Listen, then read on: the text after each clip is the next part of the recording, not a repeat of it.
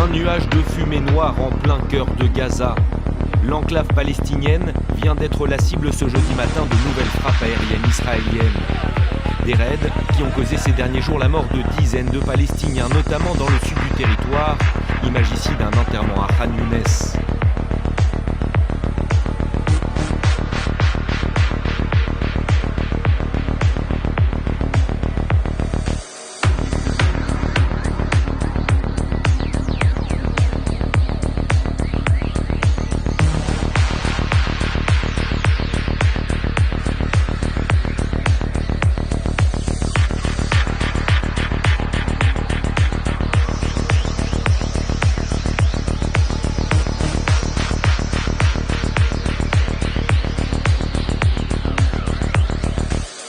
Et à la fin de la 7e année, c'est la guerre de 6 jours. Tout le monde arabe est contre nous. Dans les caricatures, on peut voir 8 armées arabes qui menacent de faire la guerre. Et le Saint béni soit-il nous fait tenir dans un coin et nous dit « Peut-être maintenant, mes chers enfants, vous comprendrez pendant ce long laps de temps que ce n'est ni par l'armée ni par la force, mais seulement avec l'Esprit de Dieu. »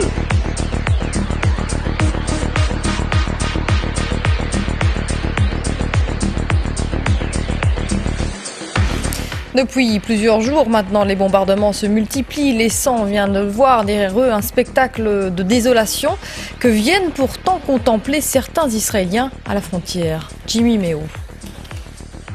À croire que le malheur des uns pourrait faire le bonheur des autres.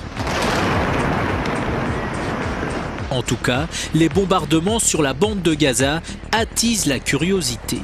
Ces résidents israéliens ont organisé une journée pique-nique. Destination 7 collines avec vue plongeante sur les territoires bombardés.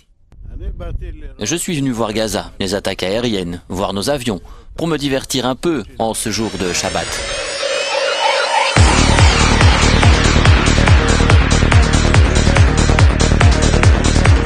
D'importantes frappes aériennes et bombardements israéliens visent impunément des zones densément peuplées. Le déséquilibre dans l'utilisation de la force est manifeste. Le Haut Commissariat des Nations Unies aux droits de l'homme rappelle que le non-respect des principes de distinction, de proportionnalité et de précaution dans la conduite des opérations militaires constitue une grave violation du droit international humanitaire et peut constituer des crimes de guerre. L'État d'Israël et de Tsahal, et moi je ne suis pas le porte-parole des Israéliens, je suis député français, mais je connais bien les Israéliens, c'est l'armée la plus morale au monde. C'est un État oppresseur, colonisateur, qui fait face à une résistance d'un peuple palestinien. Et ça ne date pas d'aujourd'hui. Ça fait 73 ans que ça dure. Israël ayant attaqué, s'est emparé en 6 jours de combat des objectifs qu'il voulait atteindre. Maintenant, il organise sur les territoires qu'il a pris l'occupation qui ne peut aller sans oppression, répression, expulsion. Et il s'y manifeste contre lui la résistance, qu'à son tour, il qualifie de terrorisme. La Cour pénale internationale peut-elle légalement lancer une enquête pour crimes de guerre commis en Cisjordanie? Désormais, oui. La CPI s'est déclarée compétente vendredi pour les faits survenus dans les territoires palestiniens occupés depuis 1967 par Israël. Une décision accueillie comme une victoire pour la justice par les Palestiniens. Sans surprise, elle a suscité le courroux de Benyamin Netanyahou. Quand la Cour pénale internationale enquête sur Israël pour de faux crimes de guerre, c'est de l'antisémitisme pur, a déclaré le Premier ministre israélien. Qu'en est-il vraiment? Une fois authentifiées et analysées, des vidéos capturées sur place éclairent les tactiques et renseignent sur l'arsenal des combattants. Elles soulignent aussi le déséquilibre entre les deux camps, tant en termes de matériel que de bilan humain. We are the Israel Defense Forces. For 72 years, you've heard our story. Tiny country, surrounded by enemies, surviving against all odds. You know the names of our wars, our battles, our planes, our tanks, our tech. You think you understand our success? You know nothing.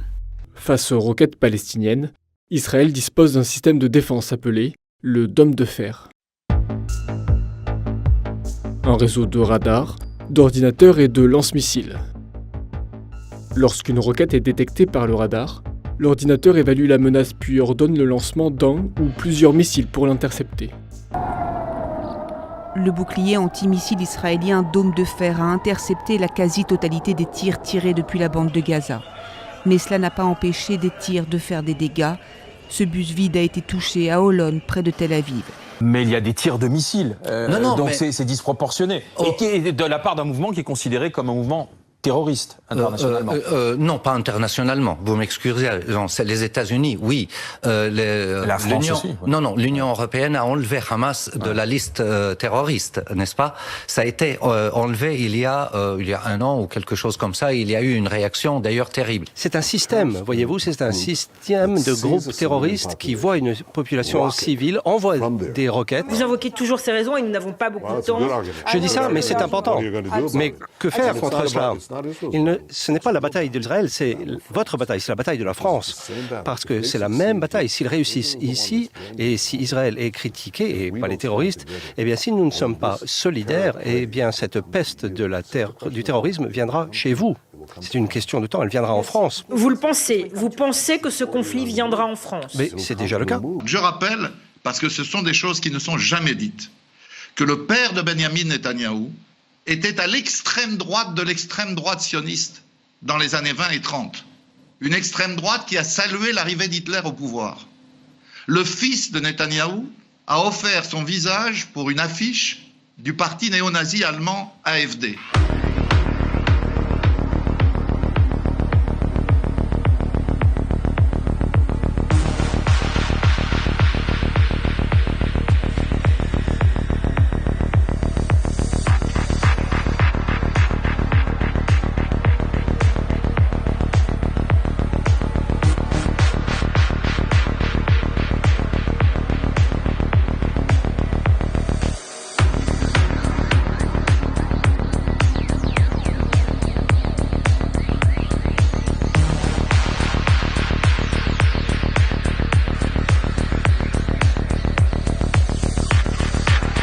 Quand les dirigeants sionistes arrivent à l'ONU, ils viennent avec un verset de la Torah qui dit que Dieu a promis la terre d'Israël aux Juifs, à Abraham et ses descendants.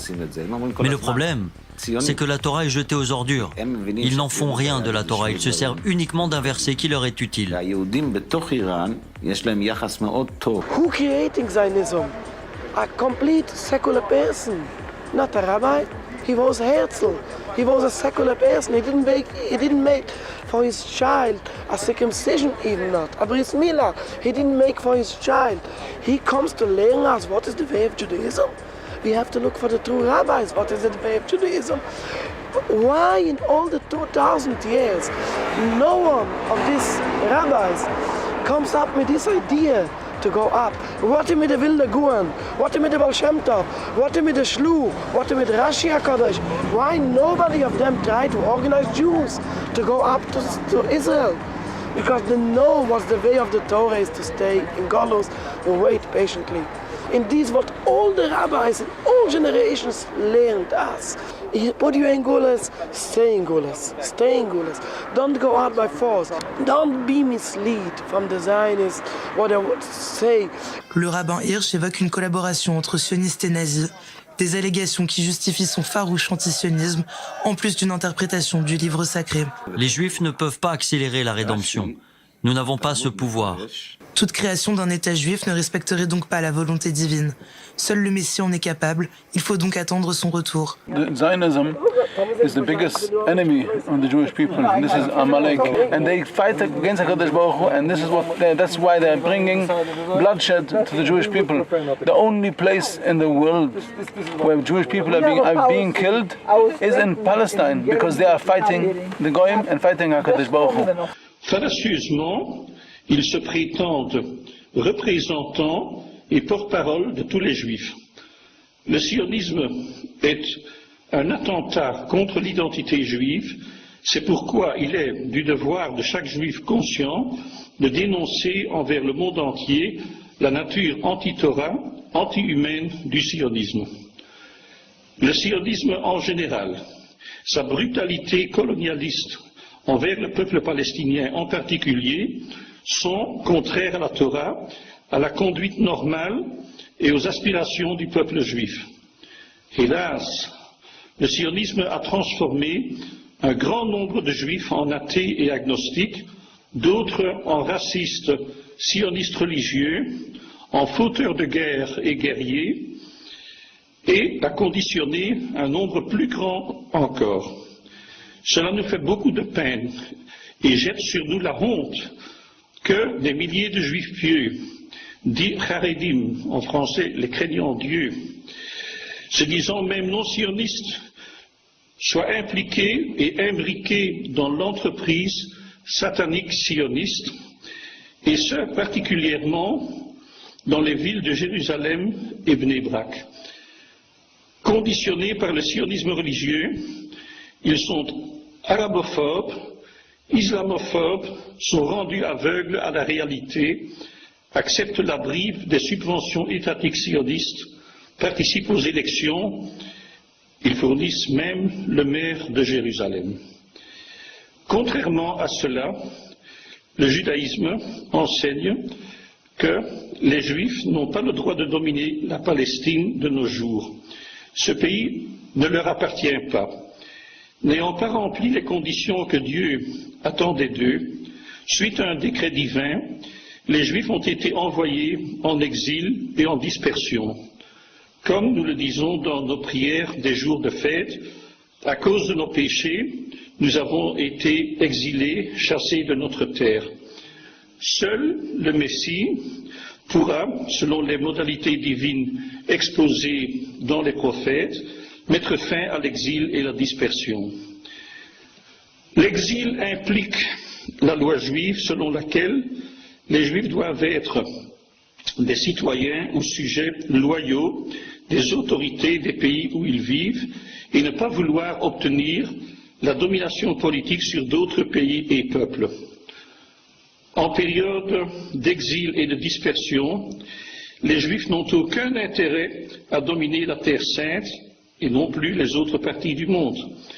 Notre vocation divine est d'être un peuple saint et une nation de prêtres, une population pilote, exemplaire au service du Tout-Puissant et de l'humanité. Nous devons nous rappeler, plus que jamais, que ce n'est que par et pour la Torah transmise à Moïse au mont Sinaï que nous sommes juifs. C'est de bon cœur que nous, juifs, devons accepter et promouvoir la souveraineté du peuple palestinien sur l'entièreté de la Palestine historique avec Al-Quds, libérée du joug sioniste comme capitale. Pas une parcelle de la Terre sainte ne peut rester profanée par les sionistes. Et vu ainsi, c'est le bon sens même. Il n'y a aucun antagonisme entre le judaïsme et l'islam. Le sionisme est notre ennemi commun. Il y a encore un petit reste juif palestinien qui le savent et se tiennent au décret divin et ses conséquences. Mais il va de soi que leur situation dans l'entité sioniste est précaire.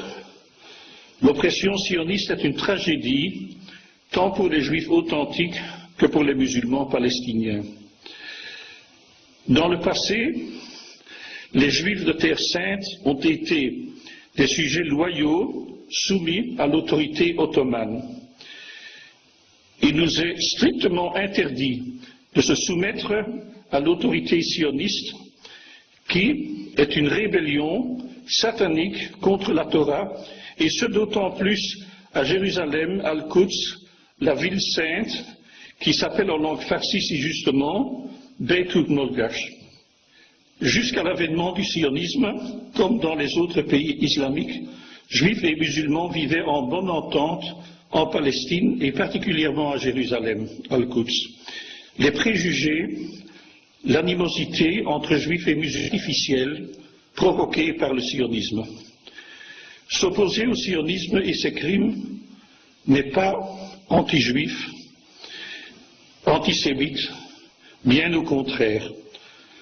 Le sionisme et ses actes sont le plus grand danger pour les juifs tant en Terre Sainte qu'ailleurs, et plus encore sur le plan spirituel que sur le plan physique.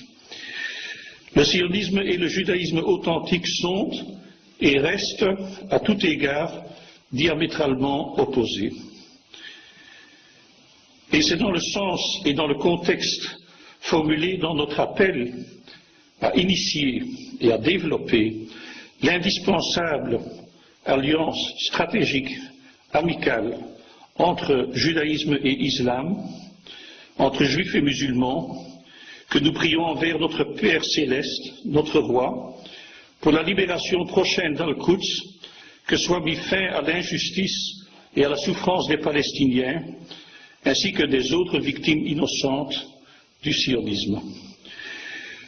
Nous exigeons le démantèlement du régime sioniste et saluerons la possibilité, si elle est accordée, que les Juifs qui en sont dignes puissent à nouveau vivre paisiblement ensemble en Terre Sainte libérée, selon les modalités qu'offre l'islam. Que le Saint Créateur veuille bénir et protéger ceux qui œuvrent pour accomplir sa volonté, pour réaliser la droiture, la justice et l'harmonie fraternelle de l'humanité entière dans la reconnaissance et l'adoration du Dieu un.